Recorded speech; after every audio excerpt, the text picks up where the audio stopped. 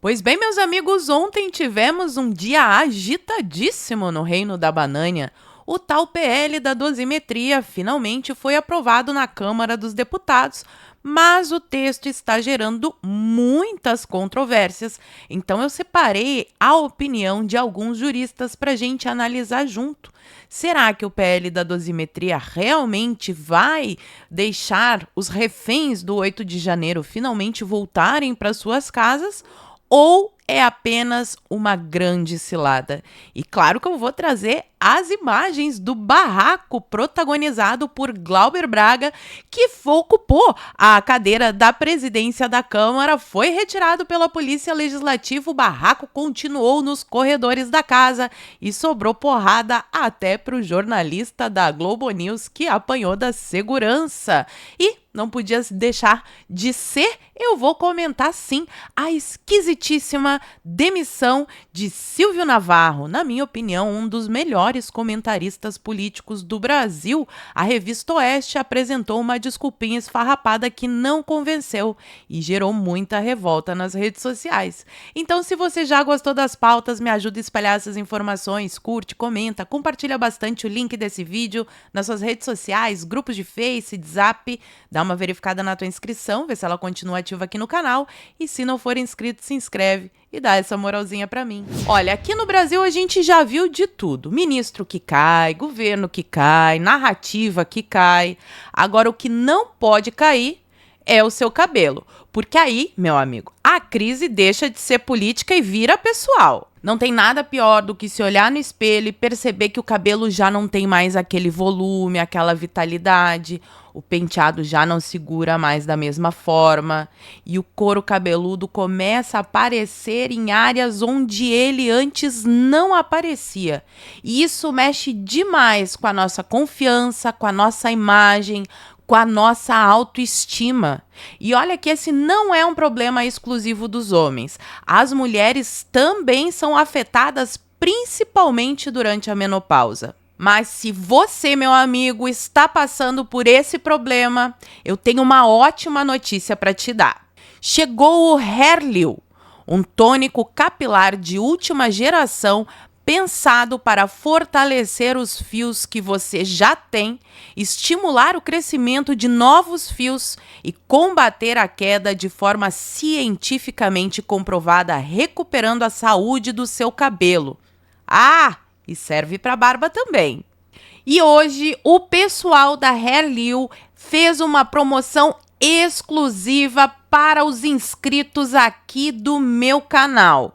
Um desconto sensacional de 70% e um super brinde exclusivo e ainda tem a praticidade de comprar pelo telefone. E você tá esperando o quê para comprar o Hairleo agora mesmo e começar aí essa virada para recuperar a sua imagem e a sua autoconfiança? Não deixa para depois. Pega o telefone e disca 0800 000 4458. Começando pela polêmica inesperada. Ontem fomos pegos de surpresa com esse anúncio aqui do grande jornalista Silvio Navarro. Ele postou às 11 da manhã o seguinte: recebi a notícia hoje de que fui desligado depois de 5 anos da Revista Oeste. Deixo amigos lá e desejo sorte para a empresa na nova fase. Amanhã estarei às 8 horas ao vivo no Jornal da Auriverde. Então, pela mensagem aqui, pelo tweet do Silvio Navarro, a gente pode tirar algumas conclusões. A primeira é que ele não pediu para sair, ele foi desligado, ele foi demitido. E ele fala em uma nova fase da Revista Oeste.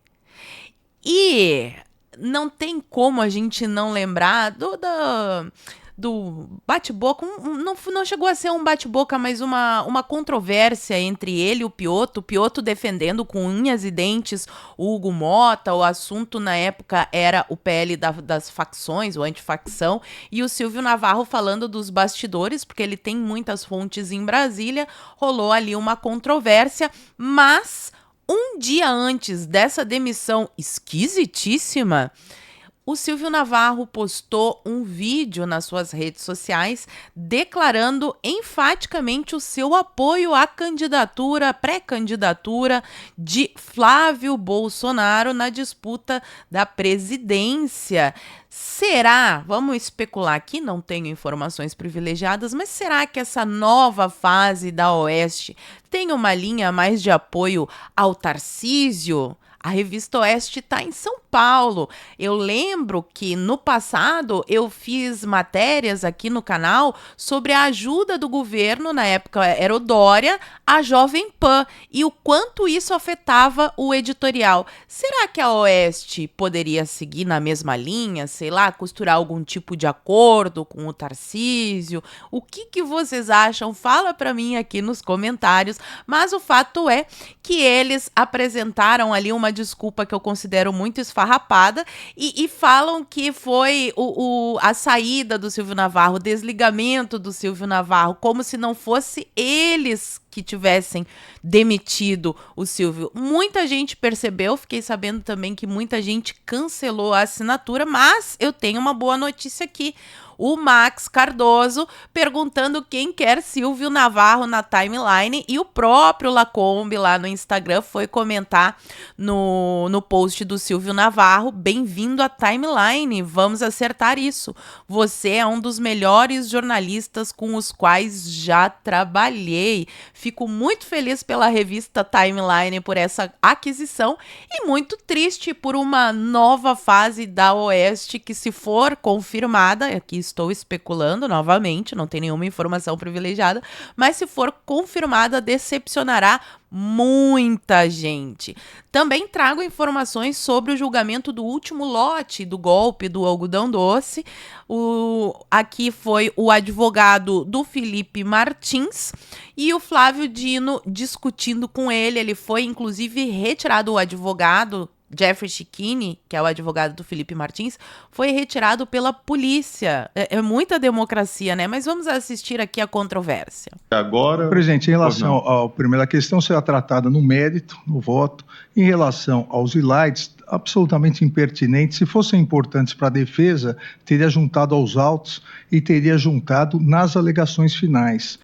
Só que o advogado juntou esses slides nas alegações finais e nos autos. Talvez o Alexandre de Moraes não tenha lido o processo, é o que ficou parecendo, porque o Jeff Chikini provou que sim, esse material estava no processo, estava nas alegações finais. E quando o Jeff Chikini tenta falar isso, olha o que acontece. Para sustentação oral que essa... Doutor, por favor. Doutor, por favor, não foi lhe concedida a palavra. Então, ficará fora dos autos. Pois não. Questão de ordem está indeferida. Vossa Excelência pode retornar ao seu lugar, Vossa Excelência terá a sustentação oral. Questão de ordem está indeferida, doutor. Doutor, por favor. Retorne ao seu lugar, por favor. Vossa Excelência vai ter o seu tempo para formular as suas teses de defesa. Eu dei ordem para o policial. Doutor, por favor. Retirado pelo policial e aqui nós temos a imagem. É o puro suco da democracia. Advogado sendo retirado da tribuna pela polícia por tentar avisar que o Alexandre estava espalhando fake news, mentindo. Pois é. E aqui o Paulo Capelli traz pra gente o que teria nesse tal slide. O slide vetado por Moraes em sessão no STF tinha citação de Zanin. Por isso que eles não queriam que aparecesse, né? Ia pegar muito mal. Segundo Alexandre de Moraes, o slide no qual o advogado de Lula questionava a prova não teria relação com o Felipe Martins. O que acontece? É uma tese a defesa do Zanin, que na época era advogado do Lula, de que minutas sem assinatura ou minutas apócrifas não podem ser consideradas provas. E segundo Alexandre de Moraes, isso não tem nada a ver com a minuta do golpe. Vamos adiante para o tal PL da dosimetria, o Globo traz a seguinte manchete: com aval de Bolsonaro, Câmara aprova redução de pena para golpistas em gesto por recuo de Flávio. Definição por levar o tema adiante foi precedida por reuniões entre dirigentes do Partido do Centrão. A gente comentou aqui a respeito do preço para que Flávio Bolsonaro desistisse da candidatura, mas o preço dele é o Bolsonaro concorrendo. Essa PL da dosimetria aí não atende aos requisitos, mas é interessante a gente analisar como quando o Centrão quer algo, ele consegue. Então, eu posso imaginar que se o Centrão quisesse realmente uma anistia, a gente teria essa votação. Fica aí o alerta para que o pessoal tenha mais cuidado em quem vai votar para deputado estadual, deputado federal, para senador na próxima eleição. Vocês vão continuar dando poder ao Centrão? Até quando vocês vão continuar votando no candidato deles? Vocês não da minha audiência, né? Mas para vocês perguntarem aí para as pessoas com quem vocês conversam. E teve o barraco, porque a esquerda está inconformada com a SPL da dosimetria. O Glauber Braga entrou e ocupou a cadeira da presidência da Câmara e a Gazeta do Povo traz a notícia de que Glauber Braga é retirado à força após ocupar a cadeira de Mota e causar confusão na Câmara. E é claro que eu tenho aqui as imagens. Qualidade. Ali. A imagem vai ficar melhor que se passa. Vai ficar assim, ó. Aê, tira! Tira! Vai, a carinha dele. Vai. Tchau, Glauber! Tira!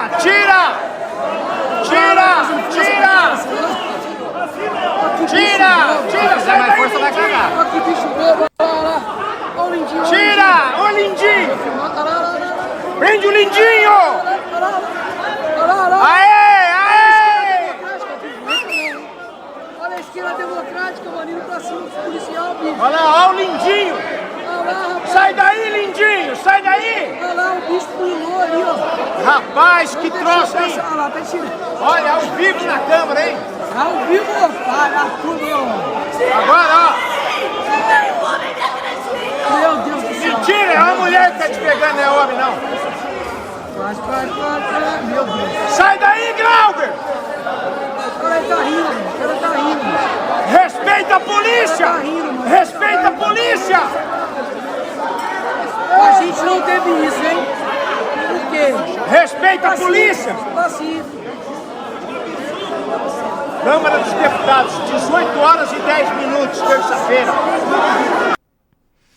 E a confusão continuou nos corredores da casa e agora a gente vai ver a cena dos jornalistas apanhando. Reparem que um deles, inclusive, é jornalista da Globo News. Da confusão, agora ao vivo novamente.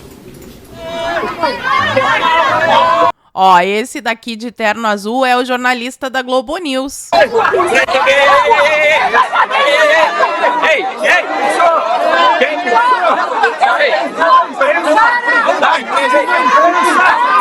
agredindo a imprensa! Tá agredindo a imprensa! Tá agredindo a imprensa! Tá agredindo a imprensa!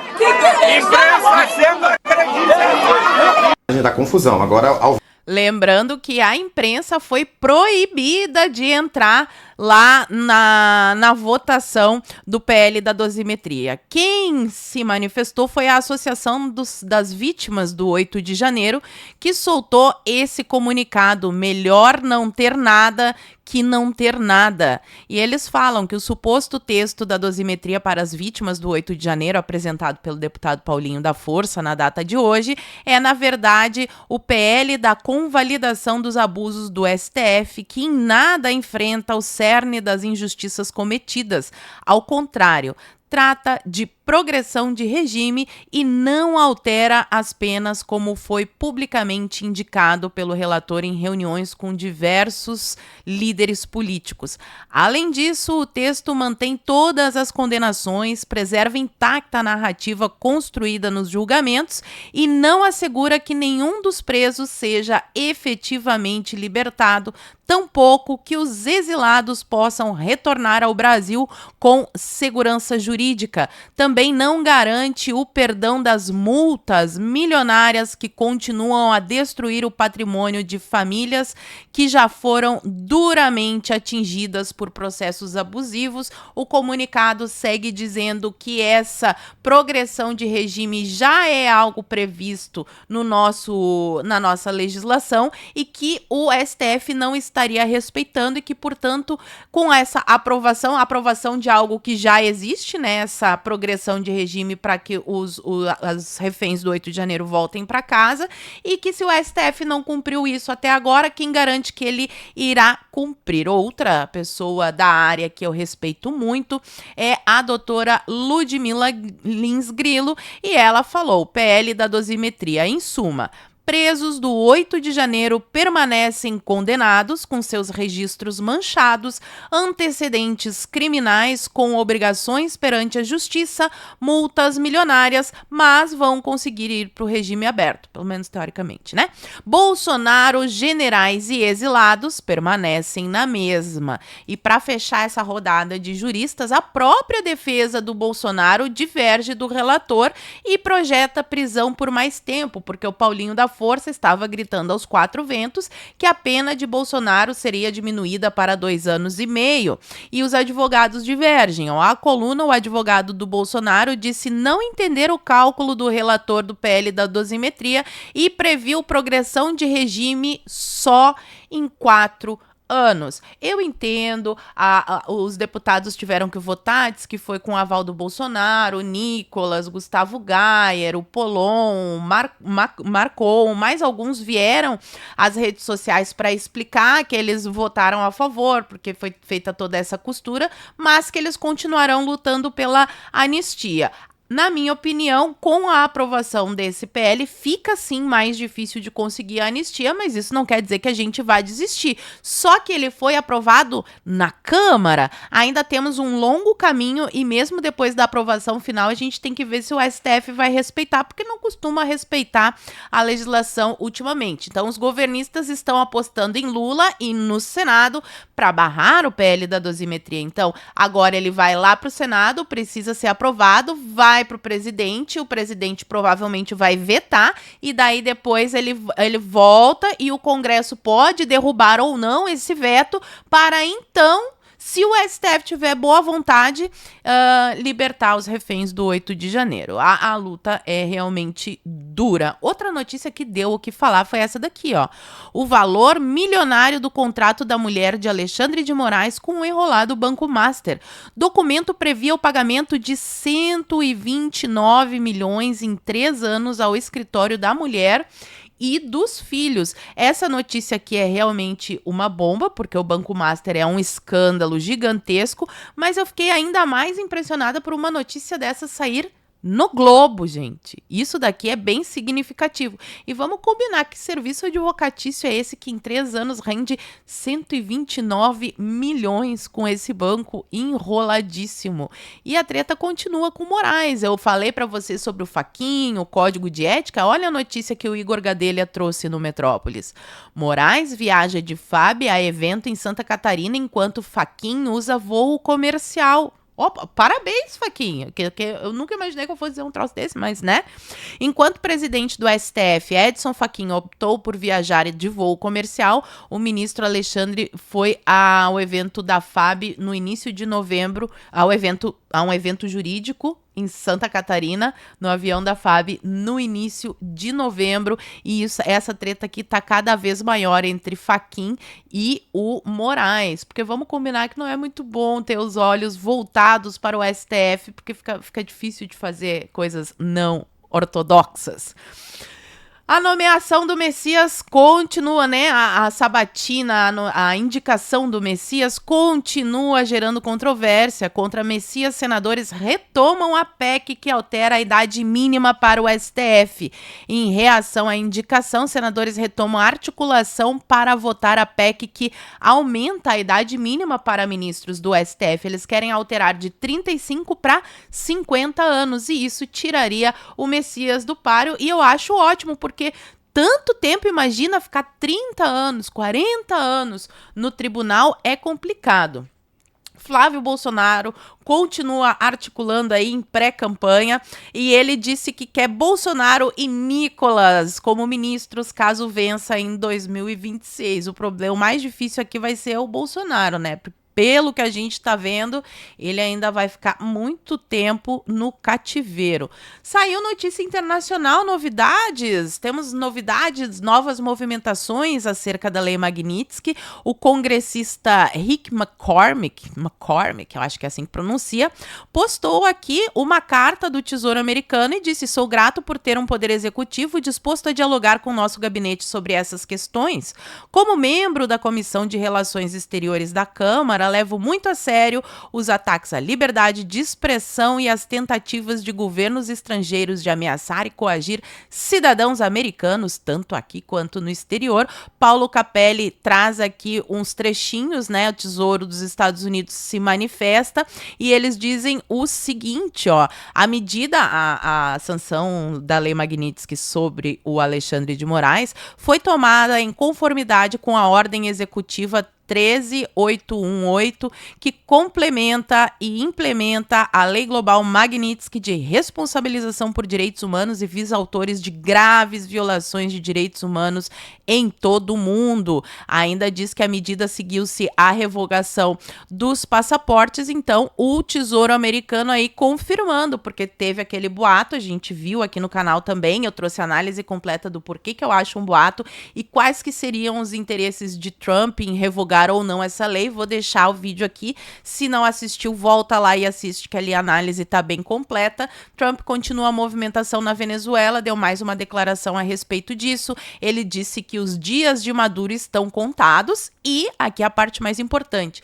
volta a sinalizar que pode ampliar ações militares na América Latina. Algumas fontes dizem que ele mira mais 2 países. Que países serão esses? Alguém chuta aqui nos comentários? E para fechar o nosso vídeo, Josias Teófilo disse que nunca tinha visto na vida dele o que aconteceu com a fiscalização sobre o filme do Bolsonaro. Falei pra vocês também, né? Então, olha só, vamos só ver um trechinho. Pôde fazer uma fiscalização aqui no set do longa Dark Horse, que é um longa-metragem, uma coprodução americana e brasileira que está sendo rodada aqui em São Paulo. E o SATED recebeu, através do Reclame SATED, diversas denúncias, tanto da figuração quanto dos atores. Então nós viemos aqui com uma equipe de delegados. Engraçado que só o filme do Bolsonaro é que recebeu esse tipo de fiscalização. Mas não existe nenhuma perseguição. Na verdade, quem estava ameaçando a democracia era o Bolsonaro. Agora que ele está preso, tá tudo bem. Tem deputado sendo retirado pela polícia, tem jornalista apanhando na Câmara dos Deputados, advogado sendo arrastado da tribuna pela polícia também, a imprensa sendo impedida de cobrir votações importantes no Congresso. Uma democracia pujante. Vocês acham? Concordam comigo? Fala pra mim aqui nos comentários que eu quero saber. E por hoje eu vou ficando por aqui. Muito obrigada por terem assistido ao vídeo até o fim. Fiquem todos com Deus. Um beijo e até a próxima. Fui.